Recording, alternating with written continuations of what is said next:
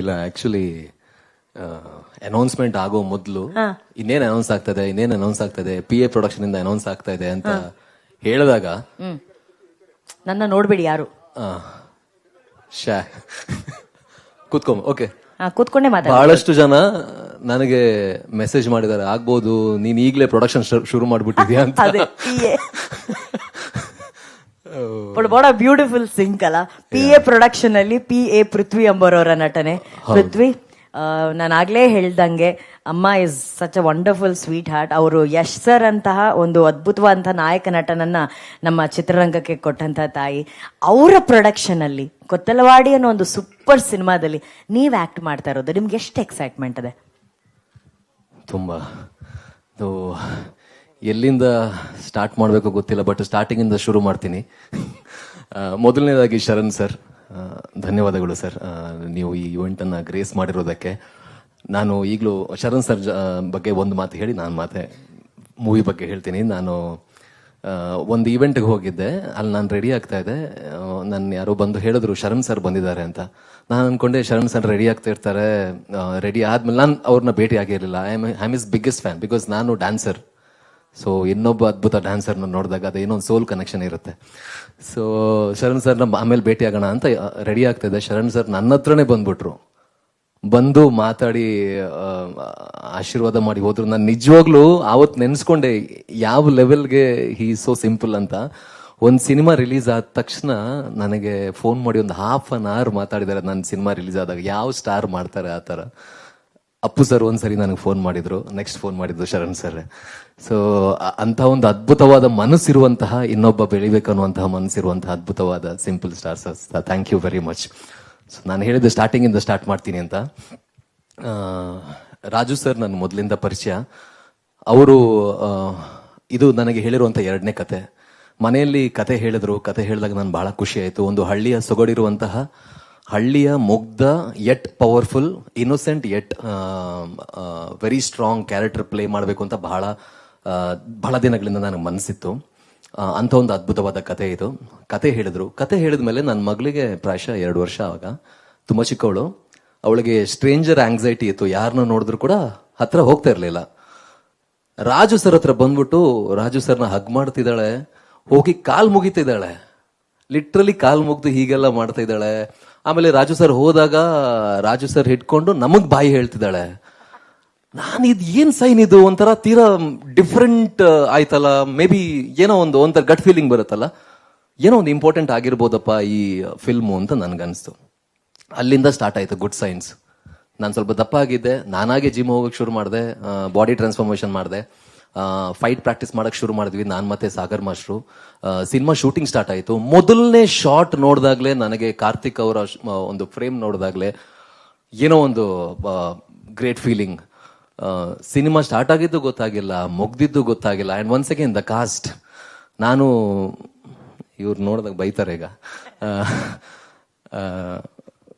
ನೀವು ಕೂಡ ಬೈಬೇಡಿ. ನನ್ನ ಫೇವ್ರೆಟ್ ಹೀರೋಯಿನ್ ಜೊತೆ ಕೆಲಸ ಮಾಡಿದಾಗ್ಲೂ ಅಷ್ಟು ಖುಷಿಯಾಗಿಲ್ಲ. ಗೋಪಾಲ್ ಸರ್ ಜೊತೆ ಕೆಲಸ ಮಾಡಿದಾಗ ಅಷ್ಟು ಖುಷಿ ಆಯ್ತು. ಅದು ಒಂದು ರೊಮ್ಯಾನ್ಸ್. ಟ್ರೆಮೆಂಡಸ್ ಇಂಟೆನ್ಸಿಟಿ ಇರುವಂತಹ ಒಬ್ಬ ಆಕ್ಟರ್, ಅವ್ರ ಜೊತೆ ಆಕ್ಟ್ ಮಾಡಬೇಕು ಅಂತ ಬಹಳ ದಿನಗಳಿಂದ ಮನ್ಸಿತ್ತು. ಪ್ರೀವಿಯಸ್ ಸಿನಿಮಾದಲ್ಲಿ ಆಕ್ಟ್ ಮಾಡಬೇಕಿತ್ತು. ಅವರು ಅದೇ ಮ್ಯಾಮ್ ಹೇಳಿದಾಗ ಸಿಕ್ಕಿಲ್ಲ, ಅವರು ಈ ಸಿನಿಮಾದಲ್ಲಿ ಸಿಕ್ಕಿದ್ರು. ಅಂಡ್ ರಾಜೇಶ್ ಸರ್, ಯೂಶುವಲಿ ಅವರ ಸೀರಿಯಲ್ ಇಂದ ಅವ್ರನ್ನ ನೋಡ್ತಾ ಬಂದಿದ್ದೀನಿ.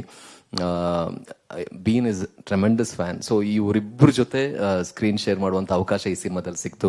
ಕಾವ್ಯ ಕೂಡ ತುಂಬಾ ಚೆನ್ನಾಗಿ ಮಾಡಿದ್ದಾರೆ. ಅಂಡ್ ಮಾನ್ಸಾ ಮ್ಯಾಮ್, ಎಲ್ಲರೂ ಕೂಡ ತುಂಬಾ ಚೆನ್ನಾಗಿ ಬಂತು. ಎಲ್ಲಾನು ಚೆನ್ನಾಗಿ ಆಗ್ತಿದೆಯಲ್ಲ ಈ ಸಿನಿಮಾದಲ್ಲಿ ಅಂತ ಅನಿಸ್ತಾ ಬಂತು. ಅಂಡ್ ಯಾವಾಗ್ಲೂ I use to go back to that point when ನನ್ನ ಮಗಳು ಇವ್ರ ಕಾಲಿಡ್ತಿದ್ಲಲ್ಲ, ಅದೇ ಪಾಯಿಂಟ್ಗೆ ಹೋಗ್ತಾ ಇದೆ. ಎಲ್ಲ ಆಯ್ತು, ಸಿನಿಮಾ ಮುಗೀತು, ಇನ್ನೇನು ಎಲ್ಲ ರೆಡಿ ಆಗ್ಬೇಕು ರಿಲೀಸ್ಗೆ ಅನ್ನೋ ಅಷ್ಟರಲ್ಲಿ, ಅಂದ್ರೆ ಮೊದ್ಲಿಂದ ಹೇಳ್ತಾ ಇದ್ದಿದ್ದು ಒಂದೇ, ಇವರು ಪ್ರೊಡಕ್ಷನ್ ಹೌಸ್ ಅವರು ಹಂಗೆ ಹೇಳಿದ್ರು, ಪ್ರೊಡಕ್ಷನ್ ಹೌಸ್ ಅವ್ರು ಹಿಂಗೆ ಹೇಳಿದ್ರು. ಹೌದಾ, ಓಕೆ, ನಿಮ್ಗೇನೊಂದು ಸರ್ಪ್ರೈಸ್ ಇದೆ, ಆಯ್ತು ಸರ್ಪ್ರೈಸ್ ಇರ್ಲಿ ಸರ್, ಇವತ್ತು ಹೋಗೋಣ. ಎಲ್ಲಿಗೆ ಸರ್? ಪ್ರೊಡಕ್ಷನ್ ಹೌಸ್ ಅವ್ರನ್ನ ಮೀಟ್ ಮಾಡಿ. ಆಯ್ತು ಹೋಗೋಣ, ಬೆಳಗ್ಗೆ ಎದ್ದು ರೆಡಿ ಆಗ್ತೀನಿ ಸರ್. ಎಲ್ಲಿ ಸರ್? ನೈಸ್ ರೋಡ್ ಆಯ್ತಾ? ಆಮೇಲೆ ಹಾಸನ್ ರೋಡ್ ಹಾಸನ್ ರೋಡ ಎಲ್ಲಿ ಸರ್ ಪ್ರೊಡಕ್ಷನ್ ಹೌಸ್? ಆಯ್ತು ಹೋಗ್ತಾ ಇದೀವಿ ಏನು ಬಿಟ್ಕೊಟ್ಟಿಲ್ಲ.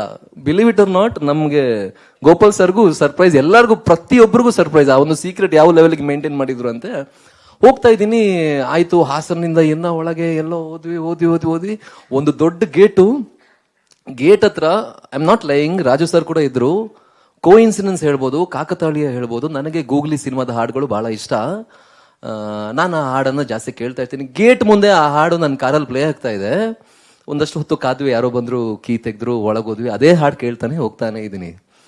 ನಾನೊಂಥರ ಅಭಿಮಾನಿ ಅಂತೆಲ್ಲ ಅಲ್ಲಿ ಬರ್ತಾ ಇದ್ದೆ. ಬಂದು ಹೀಗೆ ಕಾರಿಂದ ಇಳ್ದೆ, ಮನೆ ಓಕೆ, ಹಿಂಗ್ ಹೋಗ್ತಾ ಇದ್ದೀನಿ. ಮ್ಯಾಮ್ ಸ್ಟೆಪ್ಸ್ ಅಲ್ಲಿ ಇದ್ದಾರೆ. ನಾನು ಒಂದ್ ಸೆಕೆಂಡ್ ನಿಂತೆ, ನಂಗೆ ಮುಂದೆ ಹೋಗ್ಬೇಕಾ ಹಿಂದೆ ಹೋಗ್ಬೇಕಾ, ಏನಿದು ಏನಾಗ್ತಾ ಇದೆ ಅನ್ನೋ ಟೈಪು. ಹೋದೆ, ಮ್ಯಾಮ್ನ ಮೀಟ್ ಮಾಡಿದೆ, ಸರ್ನ ಮೀಟ್ ಮಾಡಿದೆ.